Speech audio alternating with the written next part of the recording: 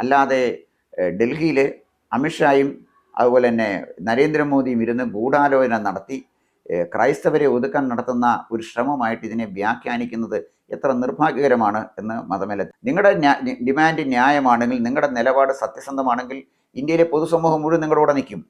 അല്ല, ക്രിസ്ത്യാനികളുടെ ന്യായമായ ഒരു അവകാശത്തിന് വേണ്ടി ക്രിസ്ത്യാനി മാത്രമല്ല ഹിന്ദുക്കളടക്കം പൊതുസമൂഹം മുഴുവൻ നിങ്ങളോടൊപ്പം നിൽക്കും. മറിച്ച്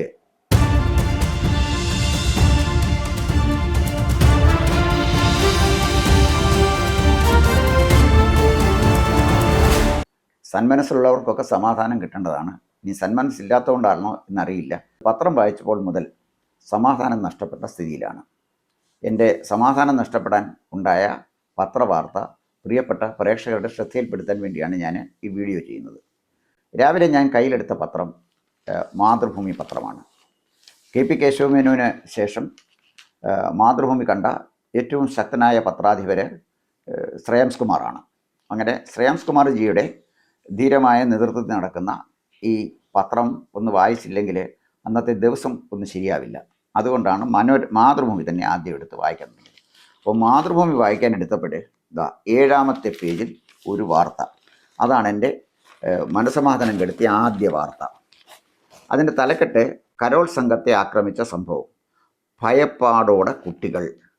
അതായത് പുതുശ്ശേരിയിൽ കുട്ടികളുടെ കരോൾ സംഘത്തെ ആക്രമിച്ചു. മാതൃഭൂമി റിപ്പോർട്ട് അനുസരിച്ച് കരോൾ സംഘത്തിനെ ആക്രമിച്ച പ്രധാനപ്പെട്ട പ്രതി കാണാണ്ടിത്തറ സ്വദേശി അശ്വിൻ രാജാണ്. വലിയ പ്രാധാന്യത്തിൽ തന്നെയാണ് അത് കൊടുത്തിരിക്കുന്നത്. അശ്വിൻ രാജ് കുട്ടികളെ ആക്രമിച്ചു. അപ്പോൾ അശ്വിൻ രാജ് BJPക്കാരനാണെന്നാണ് മാതൃഭൂമി എഴുതിയിരിക്കുന്നത്. അപ്പോൾ ഈ കാണാണ്ടിത്തറ അശ്വിൻ രാജ് എന്ന് പറഞ്ഞൊരു BJP നേതാവിനെ സത്യത്തിന് എനിക്ക് അറിഞ്ഞുകൂടാ. ഇനി പാലക്കാട്ട് അങ്ങനെ പ്രമുഖനായ ഒരു നേതാവുണ്ടോ എന്നും എനിക്ക് വലിയ പിടിയില്ല. പക്ഷെ വാർത്തയുടെ പ്രാധാന്യം കണ്ടപ്പോൾ ഞാൻ വിചാരിച്ചത് ഒന്നുമില്ല ഈ സംഘത്തെ ആക്രമിച്ചത് ഒന്നുകിൽ രാജീവ് ചന്ദ്രശേഖർ ആയിരിക്കും, അതല്ലെങ്കിൽ പിന്നെ ശോഭാ സുരേന്ദ്രനായിരിക്കും, അതല്ലെങ്കിൽ കൃഷ്ണകുമാർ ആയിരിക്കും. ഇവരൊക്കെയാണല്ലോ പാലക്കാട് സ്വദേശികളാണ് കൃഷ്ണകുമാറും ശോഭാ സുരേന്ദ്രനും. പിന്നെ ഈ വാർത്തയുടെ ടൈറ്റിൽ കണ്ടപ്പോൾ ഞാൻ വിചാരിച്ചത് ഇത് മിക്കവാറും പിന്നെ രാജീവ് ചന്ദ്രശേഖരൻ്റെ നേതൃത്വത്തിൽ നടന്ന ആക്രമണമാണ്. പക്ഷേ എൻ്റെ ദൈവമേ, ഇതാരാണെന്ന് എനിക്കൊരു പിടിയും കിട്ടിയില്ല. ഈ കാണാണ്ടിത്തറ സ്വദേശി അശ്വിൻ രാജ്, അദ്ദേഹം BJPയുടെ ഉന്നത നേതാവാണെന്നാണ് മാതൃഭൂമിയുടെ ഒരു റിപ്പോർട്ടിങ്ങിൻ്റെ സ്റ്റൈല് കാണുന്നത്. അപ്പോൾ നഡ്ഡ കഴിഞ്ഞാൽ ഈ കാണാണ്ടിത്തറയാണെന്ന് തോന്നുന്നു പ്രമുഖനായ ഒരു നേതാവെന്നുള്ള സ്റ്റൈലിലാണ് എന്തായാലും മാതൃഭൂമിയെ കൊടുത്തിരിക്കുന്നത്. അപ്പോൾ എന്നിട്ട് മറ്റൊരു കാര്യം കൂടെ അവർ ചെയ്യുന്നുണ്ട്. ഇതിനകത്ത് കുട്ടികളുടെ രക്ഷകർത്താക്കൾ വന്ന് പറയുന്നുണ്ട്. ജയദേവൻ, അജീഷ്, ജിജു, രാജേഷ് എന്നിവരാണ് ഈ പ്രസ്താവന നടത്തുന്നത്. അവർ പറയുന്നത് കുട്ടികളെല്ലാം ഭയന്ന്, പാലക്കാട് പ്രദേശത്തുള്ള കുട്ടികളെല്ലാം ഭയന്ന് വിറച്ചിരിക്കുകയാണ്. കാരണം കരോൾ സംഘത്തിനെ BJPക്കാർ ആക്രമിച്ചു. അതിനുശേഷം കുട്ടികൾ പള്ളിക്കൂടത്തിൽ പോകുന്നില്ല. അവർക്ക് പിന്നെ പണ്ട് ജയദേവൻ മാഷെ, പിന്നെ ജയകൃഷ്ണൻ മാഷെ, ജയദേവനല്ല ജയകൃഷ്ണൻ മാസ്റ്ററെ സ്കൂളിലെ കുട്ടികളുടെ മുന്നിലിട്ട് വെട്ടിക്കൊന്നപ്പോൾ കുഞ്ഞുങ്ങൾക്ക് കുറേ കാലത്തേക്ക് കൗൺസിലിങ്ങൊക്കെ കൊടുക്കേണ്ടി വന്നു. അപ്പോൾ ഇതോടുകൂടി ഭയപ്പാടോടെ ഈ പാലക്കാട് പ്രദേശത്തെ കുട്ടികൾ ഭയപ്പാടോടെയാണ്. ആ ഭയപ്പാട് പടർന്നു പിടിച്ചാൽ കേരളത്തിലെ മുഴുവൻ കുട്ടികളും ഭയപ്പാടോടെ ആയിരിക്കും കിടന്ന് ഉറങ്ങുന്നത്. രാത്രിയിൽ അവരെ എണീറ്റിരുന്ന് പിച്ചും പേയും ഒക്കെ പറയാൻ സാധ്യതയുണ്ട്. അവരെ നല്ല മനഃശാസ്ത്രജ്ഞന്മാരെ കാണിക്കേണ്ടി വരും. കാരണം ഇവിടെ ഈ പാണാണ്ടിത്തറ സ്വദേശി അശ്വിൻ രാജ് ചെയ്ത വലിയൊരു ചതിയാണ്. അയാളുടെ നേതൃത്വത്തിൽ BJPക്കാരെ എല്ലാം ഇതിനെ കരോൾ സംഘത്തിനെ ആക്രമിച്ചു. ഇതാണ് വാർത്തയുടെ ഒരു ചുരുക്കം. നല്ല വാർത്തയാണ്, പറയാതിരിക്കാനൊന്നും പറ്റുകയില്ല. അപ്പോൾ എന്തായാലും ശരി, വളരെ വലിയ പ്രാധാന്യത്തോടെയാണ് മാതൃഭൂമി ഇത് കൊടുത്തിരിക്കുന്നത്. അപ്പോൾ മാതൃഭൂമിയുടെ വാർത്ത അതാണ്. ഇനി രണ്ടാമത് വന്നിരിക്കുന്ന വാർത്ത, ഇതിൻ്റെ പ്രതികരണം താഴെ തന്നെ വേറെ ഒരു വാർത്തയുണ്ട്. ക്രൈസ്തവർക്ക് സംരക്ഷണം ഒരുക്കണം, മാർ ആൻഡ്രൂസ് താഴത്ത്. അദ്ദേഹം പറയുന്നത് കരോൾ സംഘങ്ങൾക്കും വിശ്വാസി സമൂഹത്തിന് നേരെ രാജ്യമെങ്ങും ആക്രമണം നടക്കുന്ന സാഹചര്യമാണെന്നാണ് അദ്ദേഹം പറഞ്ഞത്. അതുകൊണ്ട് ക്രൈസ്തവർക്ക് സംരക്ഷണം ഒരുക്കണമെന്നാണ് മാർ ആൻഡ്രൂസ് താഴത്ത് പിതാവ് പറഞ്ഞിരിക്കുന്നത്. അപ്പോൾ പിന്നെ ഈ പ്രസ്താവന വായിച്ചപ്പോൾ എനിക്ക് തോന്നി 1947 നടന്ന ഇന്ത്യ വിഭജനം പോലെ രാജ്യമെങ്ങും ക്രൈസ്തവരെ തെരഞ്ഞു പിടിച്ച് ആക്രമിക്കുകയും ഹിന്ദുക്കൾ ക്രൈസ്തവരെയും ക്രൈസ്തവർ ഹിന്ദുക്കളെയും കൊല്ലുന്ന സ്ഥിതി, അല്ലെങ്കിൽ ഹിന്ദുക്കൾ തെരഞ്ഞു പിടിച്ച് ക്രൈസ്തവരെ കൊല്ലുന്ന ഒരു സ്ഥിതിയിലേക്കൊക്കെ രാജ്യം വഴുതി വീഴുന്ന ഒരു സാഹചര്യമുണ്ട് എന്നുള്ളൊരു മട്ടിലാണ് ഈ സ്റ്റേറ്റ്മെൻറ്റ് കൊടുത്തിരിക്കുന്ന ഒരു പ്രാധാന്യം ഞാൻ കാണുന്നത്. ഇനി അത് കഴിഞ്ഞിട്ട് അതിനകത്ത് വേറെ ഒരു പിന്നെ മതമേലധ്യക്ഷൻ്റെ പ്രസ്താവനയുണ്ട്. അത് മാർ ക്ലിമ്മീസ് തിരുമേനിയുടെയാണ്. അതായത് കർദിനാൾ മാർ ബസോലിയസ് ക്ലിമിസ് ബാബ പറഞ്ഞിരിക്കുന്നത്, ഒരു വശത്ത് പ്രധാനമന്ത്രി ആഘോഷങ്ങളിൽ പങ്കുചേരുമ്പോൾ മറുഭാഗത്ത് അക്രമങ്ങൾ തുടരുന്നത് വൈരുദ്ധ്യമാണ്. ഈ ക്ലിമിസ് തിരുമേനിക്കൊരു ഗുണമുണ്ട്, അദ്ദേഹം അടിച്ച മർമ്മത്തെ അടിക്കത്തുള്ളൂ. എന്തായാലും BJP അടിക്കാൻ പുള്ളി ഇറങ്ങി, മർമ്മത്ത് തന്നെ ഒരെണ്ണം കൊടുക്കണമെന്ന് വിചാരിച്ചു. അതുകൊണ്ട് പ്രധാനമന്ത്രിക്ക് എന്നെ കൊടുത്തേക്കാന്ന് വിചാരിച്ചു. എന്ന് പറഞ്ഞാൽ ഈ പാങ്ങാട്ടിത്തറ പിന്നെ ഇവനെ ചെയ്തിരിക്കുന്ന എന്താണ് അവൻ്റെ പേര്, അശ്വിൻ രാജ്, പ്രധാനമന്ത്രി നരേന്ദ്രമോദി വിളിച്ചു പറഞ്ഞനുസരിച്ച് ഈ കാര്യങ്ങൾ ചെയ്തു എന്നുള്ള മട്ടിലാണ് ക്ലിമീസ് തിരുമേനി പറയുന്നത്. എൻ്റെ പൊന്നു ക്ലിമീസ് തിരുമേനി, ഈ ഏതെങ്കിലും വിവരം കെട്ടവനെ എന്തെങ്കിലും എവിടെയെങ്കിലുമൊക്കെ ഈ ഇന്ത്യ മഹാരാജ്യത്ത് കാണിക്കുന്നതിൻ്റെ എല്ലാ ഉത്തരവാദി പ്രധാനമന്ത്രിയാണോ? അപ്പോൾ ഈ കാണാണ്ടിത്തറ എന്ന പേര് ഇപ്പം പേര് തെറ്റിപ്പോവും. അപ്പോൾ ഈ കാണാണ്ടിത്തറ അശ്വിൻ രാജ് ഇത് ചെയ്തത് പ്രധാനമന്ത്രിയും അതായത് പിന്നെ നരേന്ദ്രമോദിയും അമിത്ഷായും ഒക്കെ നടത്തിയ ഗൂഢാലോചനയുടെ ഭാഗമാണെന്നുള്ള മട്ടിലാണല്ലോ ഈ പത്രത്തിൽ ഈ വാർത്തകൾ വന്നിരിക്കുന്നത്. ഇതൊക്കെ താൽക്കാലികമായി പ്രാദേശികമായി ഉണ്ടാകുന്ന ചില പ്രശ്നങ്ങളെ ഊതി വീർപ്പിച്ച് വലുതാക്കി എന്തിനാണ് സമൂഹത്തിൽ വിഭജനമുണ്ടാക്കാൻ ശ്രമിക്കുന്നത്? കരോൾ സംഘത്തിനെതിരെ ആക്രമണം നടത്തിയ അശ്വിൻ രാജ് എന്ന് പറഞ്ഞ ക്രിമിനലാണെങ്കിൽ ക്രിമിനലിന് കടുത്ത ശിക്ഷ കൊടുക്കണം. പക്ഷേ ആ ക്രിമിനൽ BJP-യായിട്ട് എന്താ ബന്ധമെന്നൂടെ പറയണ്ടേ? BJP-യുടെ ഏത് കമ്മിറ്റിയുടെ ഭാരവാഹിയാണ്, എന്താണ് അയക്ക് BJP-യിലുള്ള റോള് എന്ന് പറയേണ്ടതാണ്. എന്തായാലും അത് പറയുന്നില്ല. മറിച്ച് രാജ്യത്ത് പലയിടത്തും സംഘർഷം നടക്കുന്നുണ്ട്. അത് പിന്നെ മാർ ആൻഡ്രൂസ് താഴത്ത് തിരുമേനി പറഞ്ഞിരിക്കുന്നതാണ്. ചില വാർത്തകളെ ദൃശ്യമാധ്യമങ്ങളിലെ വാർത്തകളൊക്കെ നമ്മൾ കാണാറുണ്ട്.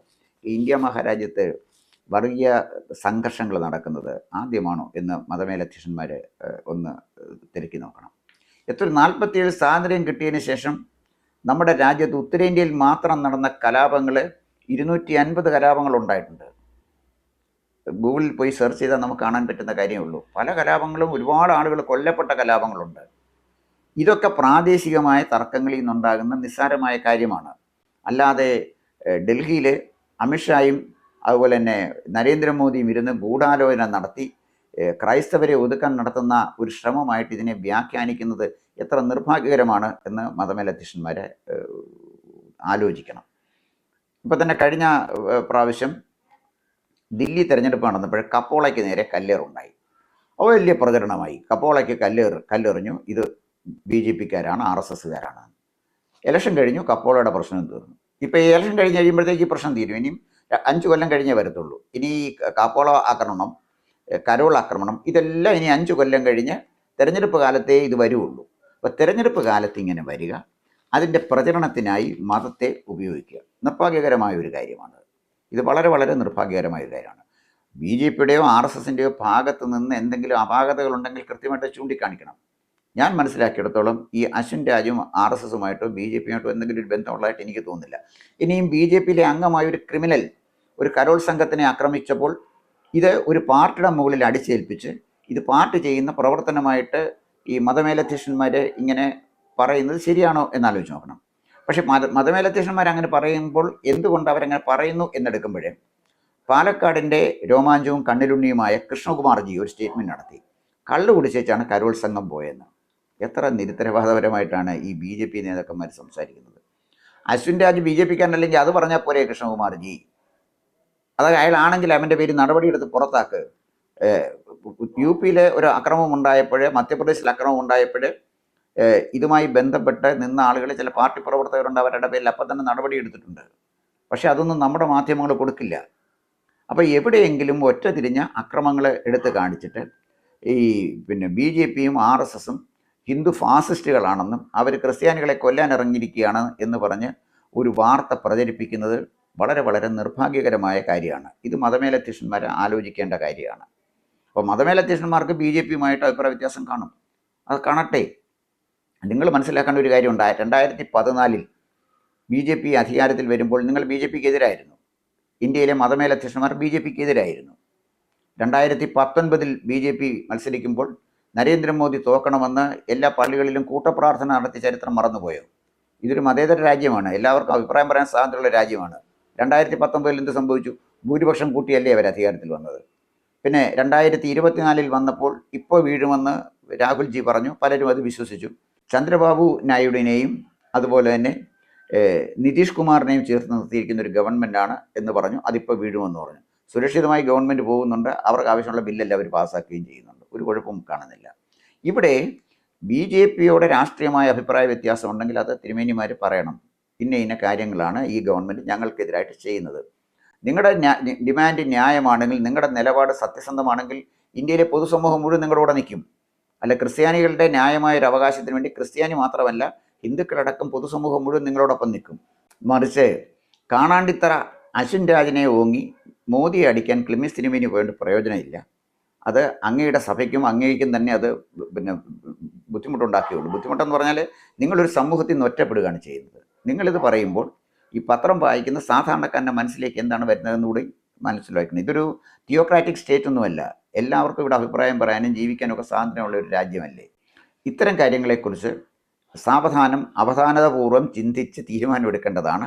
ഇതിനെ ഒരു വലിയ വർഗീയ സംഘർഷമാക്കി മാറ്റാതെ ഒരു വലിയ ഹിന്ദു ക്രൈസ്തവ അഭിപ്രായ വ്യത്യാസമാക്കി അതിനെ ചിത്രീകരിക്കാതെ കുറ്റവാളികൾക്കെതിരെ നടപടിയെടുക്കണം എന്ന് നിങ്ങൾ ഒരു നിലപാടെടുത്താൽ ഇന്ത്യയിലെ മുഴുവൻ പൊതുസമൂഹവും നിങ്ങളോടൊപ്പം നിൽക്കും.